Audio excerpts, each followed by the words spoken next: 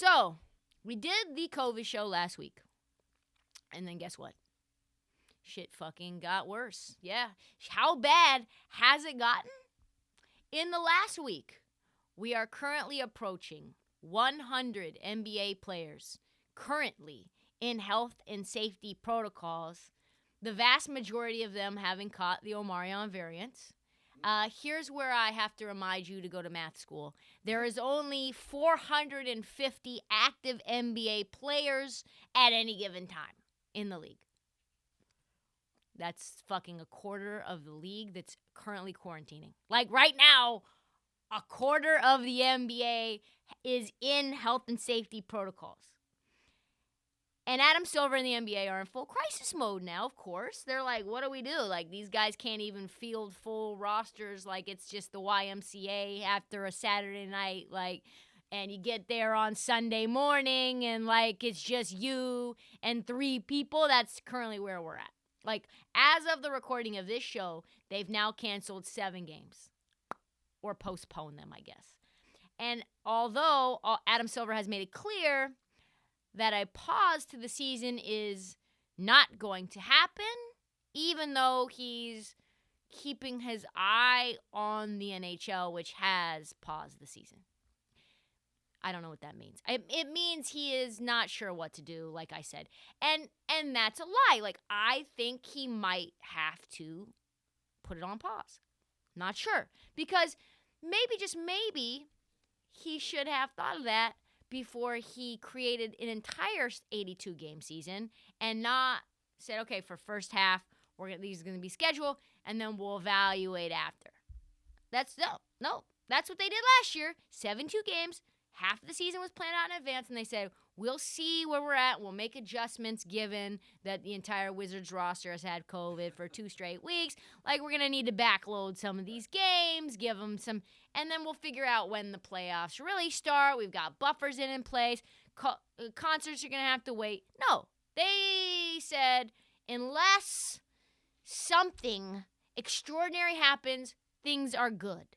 And now they have had some extraordinary circumstances happen and extraordinary rules implemented just to keep playing. The Nets played and won with only 8 players on the roster the other night. Teams are struggling. Teams are struggling just to put out players we know, struggling to put out players that can actually be in shape to play full minutes, and to make sure they have enough warm bodies on the floor. The NBA has passed a new extraordinary rule allowing expanded rosters. This is what Shams tweeted out, whatever, Shams or Shams, I'm not sure. So that's rude. I like Shams. He's great. The NBA will allow teams to sign 1 replacement player for each player who's under contract and test positive for COVID-19. Remember, 100 of them are in health and safety protocols right now. That's a lot of dudes that they can replace, effective immediately through January 19th. What happens after January? What happens on January 20th? I guarantee it's like they extend that. The nice part, though, for teams is that every new signed player under the COVID-19 hardship rule, it's not even a hardship, though. Get boosted, fam, and then maybe you can play some hoops. Does not count towards the salary cap or the luxury tax threshold. So cheap-ass teams can sign these 10-day guys, and they don't get taxed for it. And they don't need to, doesn't add to their situation with the cap. Also, they revoked the 10-day contract rules that stated that a player could only play so many games before you have to convert him to a full contract. So guys can literally just be 10 days through the end of the season. Probably you're going to find some former G League player who's on 7 or 8 different 10-day contracts, between now and the end of the season, which is tremendous. What does all of that mean? First and foremost, I think it means that the league goes on, even in the face of mounting pressure to cancel games during and due to the pandemic. And those games that have been postponed have been really not because they care about health or safety, but because they couldn't find enough plumbers in enough time to field 8 guys.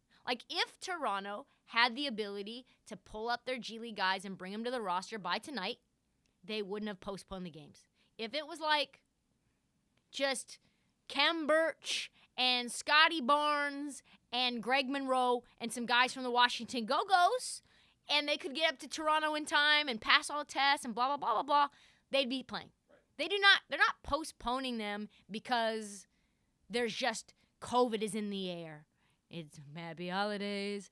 COVID is all up in the... No, it's not because of that. It's because they literally don't have enough physical human beings that they can play the game with. They don't care the quality of humans. It literally can be Mr. Plummer from Quebec on the Toronto Raptors. They do not care. 10-day contract for Mr. Plummer. First and foremost, and secondly, teams are going to have to be flexible. We're going to have to be flexible moving forward. Even the NBA Christmas slate is now up in the air, we'll say. It's 2 days away. The Knicks game apparently may be upended by COVID.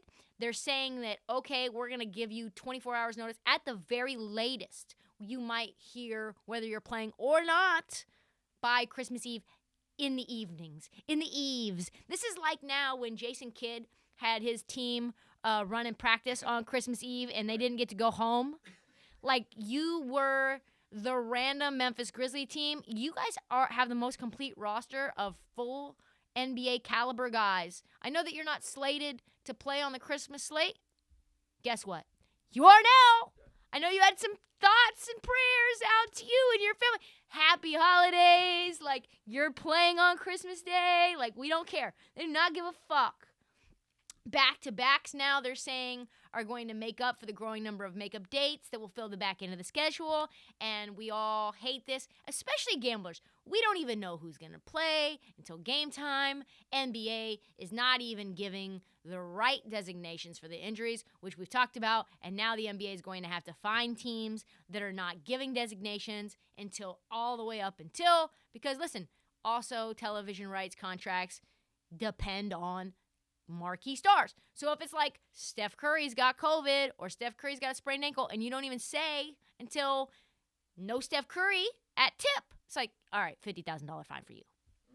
Third, although the NBA has figured out how to continue playing, I think the main issue, which is the $1 million question, the $1 billion question, is fans. Will fans be in arenas?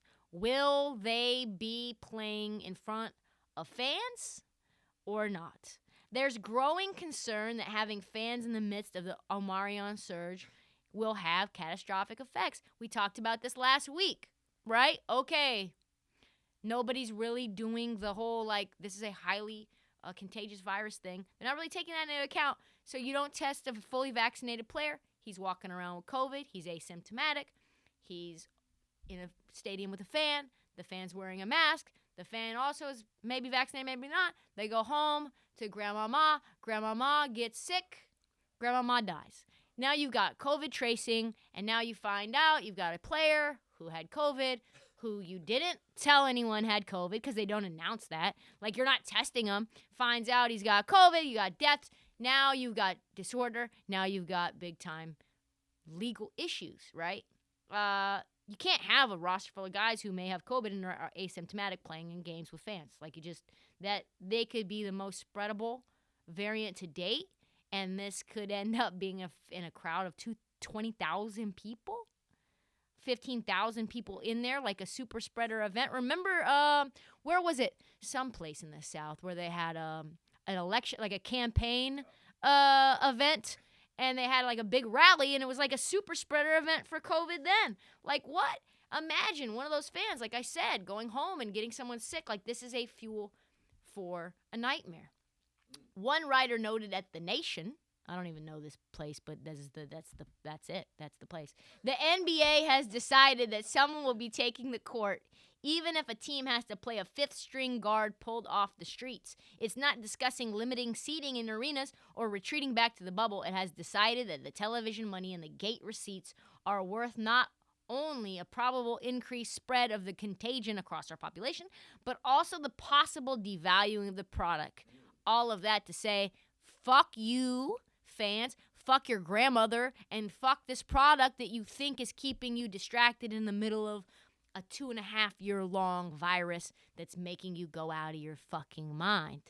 In fact, one of the few things that Adam Silver said, and he is absolutely unwavering in, is that there is not going to be a bubble. Nope. Because they talked with the MBPA, Player Association. Nobody wants to go back to the bubble, even though nobody got COVID inside the bubble and nobody died as a result. No fans got sick. And fourthly, we're not sure, and we will have no idea who's good and who's bad as a team until like late in the season, because we've got plumbers and like electricians coming in and playing basketball, and like we don't even know who these full rosters are or what they look like. And at no time in history has roster construction been so incredibly fluid. Like, teams that can stay healthiest to me are the teams that are going to be rolling this season. Teams like Phoenix. Phoenix is 75 degrees all the time, like except for the summer. Like, it's beautiful there right now. You wonder why nobody's had COVID on Phoenix. Like, you never hear about anybody in health and safety protocols. It's like everything's an outdoor event. All things. Like, you've got Chicago and Cleveland, where it's tiny little spaces and it's cold as fuck, and you're like, the whole team has COVID except for Lonzo Ball. Like, Lonzo Ball is masked up, double, triple masked up, and he goes home and he plays video games, and he's like, yeah, I'm not gonna do anything. And like, that's it. Like, it's gonna become a point where your scouting report is like, what does this guy do on weekends? Does he do anything? Is he a partier? Like, I like Paolo Banchero, but like, does he have a penchant to go to the clubs? Like, because I don't want a guy like that on my team because he could end up having COVID. Like, that's where we are right now. Like, we don't have a bubble because guys like Lou Williams will go to fucking Magic City, come back, get some wings, and then spread COVID everywhere. Get fined. So to recap, you've got a league, the NHL, which uses helmets and masks and is barely like in close contact because they're on skates, has like very little close contacts, and like they're pausing the season. And then you've got another league that is like basically people who are naked, just shorts and a tank top, and they're breathing and sweating and spitting and bleeding all over one another. And they're like, yeah, Isaiah Stewart was bleeding all over his face and body, and that's just what they're doing. I'm not going to say which league is right and which league is wrong because I have an NBA podcast. So I don't have an NHL podcast, or maybe I have some different things to say about what the NBA is doing, truthfully. But God damn it, it does not seem like this. Like, when you see something and you're watching it and you can't exactly put your finger on why, but you're like, this doesn't seem like a great idea. Yeah. I'm not going to speculate how this is going to turn out poorly, but it just doesn't feel like this is going to be a smooth exit. And that's what I think is happening, right? You've got like, yeah, I mean, it's just, it doesn't seem like a recipe for success here. And Adam Silver said on ESPN just the other day, NBA players are 97% vaccinated and only 65% boosted. To me, that seems like the most likely first step. Maybe get that number up to 97%. If you're testing players outside of the parking lot of the NBA, when NBA players come in, they're getting tested, which they are right as soon as they get out of their cars, it's maybe time to say, in addition to this test, we got a Moderna booster. What do you think?